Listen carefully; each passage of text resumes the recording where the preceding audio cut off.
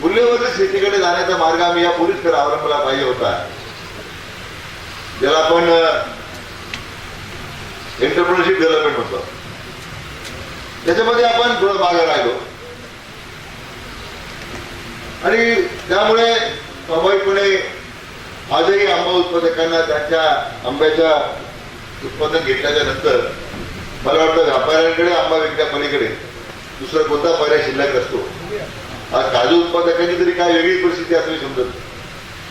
मध्यंतरी राज्य सरकारनं दिलेल्या काजू प्रक्रिया करता जे कर्ज होतं साहेब, एका तो प्रमाणामध्ये आपण दिलेलं कर्ज होतं, जो 191 प्रकल्पांना कर्ज दिलं ते 100% संपलेलं.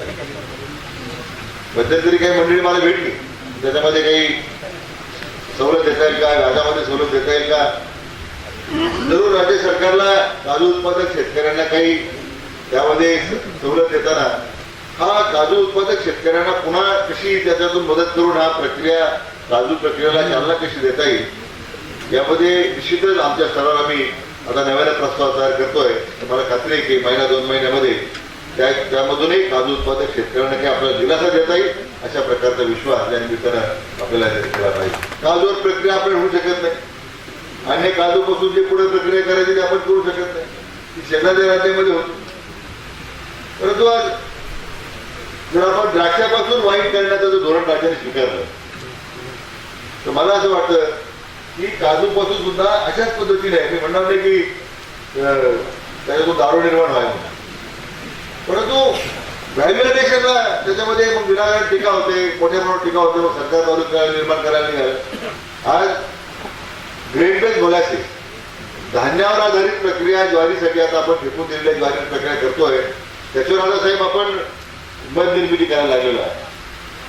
यापूर्वी कधी टीका यापूर्वी झाली राज्यामध्ये की मग लोकांना खायला नाही, तुम्ही ज्वारी आता धान्य आता दारू करता द्यायला लागलेला, म्हणजे कधी ज्वारी खात नाही ते लोक टीका करण्याची स्थिती आपल्याला असेल. आणि मला वाटतं तुमच्या कमिटीमध्ये डॉक्टर साहेब मला वाटतं आपण होता त्या कमिटीमध्ये, तर आता अहवाल 9 तारखेला आम्हाला प्राप्त होतोय, म्हणजे बरेच त्याच्यामध्ये 4-5 बैठका झाल्या. माझी कल्पना आहे की दिवाळीपूर्वी या काजू आणि मँगो बोर्डची स्थापना करून प्रत्यक्ष रूपात त्याच्या कामकाजाला सुरुवात होईल अशा प्रकारचं काम आता राज्य सरकारच्या माध्यमातून आदरणीय राणे साहेबांच्या मार्गदर्शनाखाली आम्ही आता सुरुवात करतो. मोठं पाऊल टाकलं सरकार काजू आणि मँगो बोर्डची स्थापना केली. म्हणून आज या कार्यक्रमासाठी उशीर झाला अजून आणि साहेबांना आपलं मार्गदर्शन करायचं आहे, पण अपेक्षा करतो की या वेंगुर्ल्याच्या संशोधन केंद्रातून या नवीन या ठिकाणी उभारलेल्या या सगळ्या व्यवस्थेतून या भागातील शेतकऱ्यांना या नवीन संशोधनाचा नवीन तंत्रज्ञानाचा अवलंबन करण्यामध्ये विद्यापीठ मागे राहणार नाही याची दक्षता मात्र डॉक्टर लावंडे साहेबांनी त्यांच्या सहकार्याने घेतली पाहिजे. एक कर्तव्यदक्ष कुलगुरू म्हणून तुम्हाला अनेक वर्षानंतर या विद्यापीठाला लाभलेला आहे याचा आम्हाला अभिमान आहे. म्हणून डॉक्टर लावंडे साहेबांकडून मोठ्या अपेक्षा आहेत.